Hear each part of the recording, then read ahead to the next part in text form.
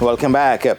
Let's head to Switzerland, where Paris Olympic finalist Oblique Seville continued his recent hot streak with victory in rainy conditions at the Lausanne Diamond League meet on Wednesday. 2019 world champion Gale was also on the podium. The men's 100 meters at the Lausanne Diamond League meet in Switzerland on Wednesday was billed as Lyles versus Oblique Seville.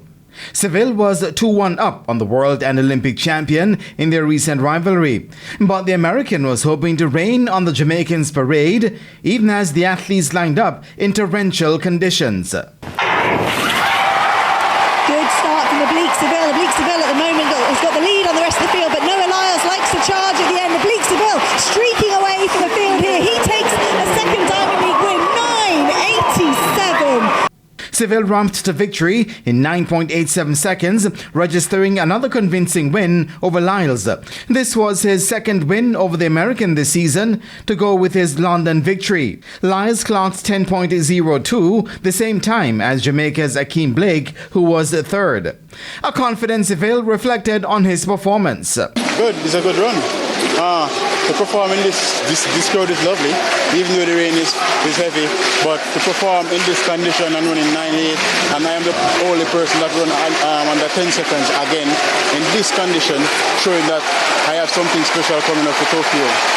In the other track event featuring Jamaicans, national record holder Akira Nugent placed fourth in the women's 100-meter hurdles in 12.57, while Tokyo Olympic bronze medalist and reigning national champion Megan Tapper ended seventh in 13.05.